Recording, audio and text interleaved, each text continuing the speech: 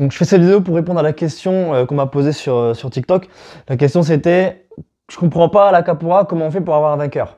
Bon, je vais expliquer en vidéo, ce sera plus simple. La capoeira c'est comme tous les arts martiaux. Il y a des règles à respecter. Par exemple à la boxe, on n'a pas le droit aux boxe anglaise, on n'a pas le droit aux coups de pied.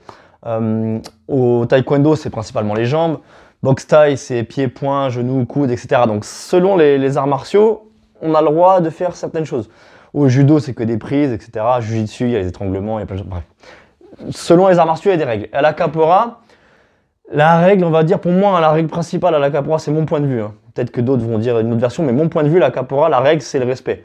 C'est-à-dire qu'à la capoeira, si on veut, on peut très bien mettre une claque à l'adversaire, un coup de poing, un coup de tête, un coup de pied, on peut faire ce qu'on veut, on a le droit de se toucher. Donc ceux qui pensent que c'est de la danse, c'est faux. Mais on va voir le côté jeu artistique. Ça, c'est ce que les gens voient le plus souvent. Mais quand on fait des vrais jeux de capoeira, ça peut finir en combat.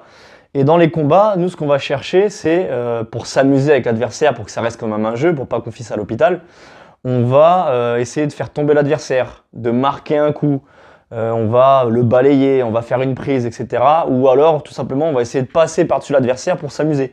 Donc ça reste un jeu.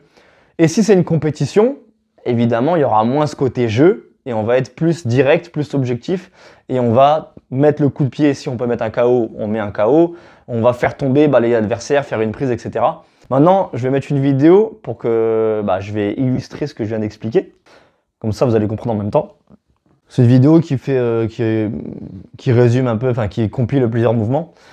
Là, par exemple, il a mis une balayette. Tout à fait le droit, et ça s'arrête là. Ça peut continuer au sol. Là, c'est la même chose, c'est une balayette pour rigoler, voilà.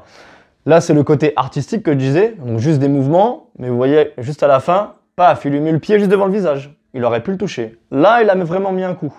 Il a basculé, il a mis un coup de pied sur le côté dans le ventre, il a le droit. Du coup, il veut se venger, manque de peau, il se fait rattraper, et là, il a feinté un coup de genou. Donc, le moment du coup de genou, si c'était un vrai combat, il l'aurait mis. Mais là, on joue. Là, pareil, c'est juste pour jouer, hop, une petite balayette, on s'amuse. C'est juste pour jouer. Là, c'est un coup de pied direct, au visage, ça reste contrôlé. Si c'était une vraie compète, si vraiment il y avait un casque, si vraiment on veut faire mal, le coup de pied on le met vraiment, c'est tout.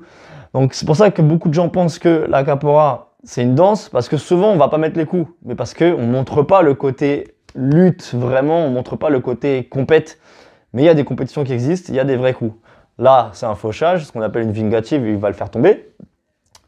Et dès qu'on fait tomber, pour nous c'est la victoire ultime en fait, c'est... Quand on arrive à rattraper l'adversaire et se moquer de lui, passer au-dessus, le balayer, le faire tomber, pour nous, c'est ça le vainqueur, entre guillemets. Mais c'est pas, voilà, il n'y a pas que ça, il y a aussi la qualité du jeu, qu'est-ce qu'on va faire comme mouvement. Évidemment, si c'est un vrai combat dur où on va vraiment se taper, voilà, là, on est en train de faire des saltos. Si c'est vraiment le combat, il est chaud, on va pas s'amuser à faire des saltos et des roues. C'est trop dangereux, c'est trop risqué. Mais vraiment, les bons capoeiristes qui maîtrisent vraiment leur art, s'ils arrivent à caler des roues, des saltos et tout, et en plus rattraper l'adversaire, là, c'est magnifique, c'est victoire totale et là, il a tout gagné. Mais sinon, on va éviter de faire des roues et des mouvements dangereux comme ça parce que sinon, on sait très bien que l'autre, s'il a une mauvaise intention, il va nous rentrer dedans, il va nous caler un coup de pied dans les dents et c'est fini. Donc là, par exemple, une balayette, c'est réglé, il met par terre. Là, ils font des saltos, mais dans le salto, on va toujours se méfier parce qu'on ne sait pas si l'autre, il a une mauvaise intention ou quoi. Après, généralement, on sait avec qui on va jouer. Moi, personnellement, si je tombe sur un capoeiriste que je ne connais pas son intention, je sais qu'il a une réputation de bagarreur, il est violent, etc. Devant lui, je vais pas m'amuser à faire la roue. Je vais me méfier, je vais mettre la garde et tout. Après, si je vois que ça se passe bien et qu'on peut jouer, on joue, on fait la roue, on fait des saltos. Mais il y a toujours le risque qu'un coup de pied passe et boum, là par exemple, là ça a touché au dernier moment. Et c'est comme ça que ça marche. C'est pas chorégraphié, donc on peut pas prédire quel coup va sortir, va rentrer ou quoi, on sait jamais. C'est à nous de faire attention et c'est comme ça que ça marche. Donc voilà, j'espère que c'est clair et que ça aide. Là par exemple c'est un jeu où ils essayent de se balayer, de rentrer, là une balayette qui est passée. Là le coup il a été gentil, le coup il est ralenti. Là il y en a un autre qui rentre, il l'a balayé. Et c'est comme ça que ça marche, on s'amuse. Là c'est un jeu où je pense qu'ils se sont mis d'accord, ils ne cherchent pas à se faucher, à se balayer. Ils passent les coups de pied très proches pour que ça soit impressionnant. Mais en vrai, si là l'un des deux décide de casser le rythme et de mettre une balayette ou un coup de pied dans la tête, il a tout à fait le droit et c'est le jeu, c'est comme ça. Mais là, je pense que tous les deux, voilà, ils se sont quand même mis en accord pour que le jeu soit beau à regarder, etc.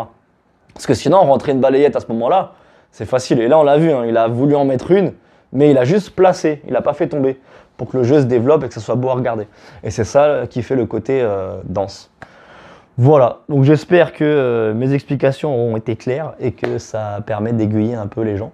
Mais voilà, en résumé, la capoeira, pour moi, les règles, c'est le respect. Si on te donne un coup, tu as le droit d'en donner. On a le droit à tout à la capoeira. On a le droit coup de tête, on a même le droit dans les yeux si on veut, une claque, coup de coude, coup de genou, on peut tout faire. C'est juste, la limite, ça va être le respect qu'on a pour l'autre, selon les règles qui sont dictées. Si c'est une compète ou non, si voilà. Globalement, c'est ça. Voilà.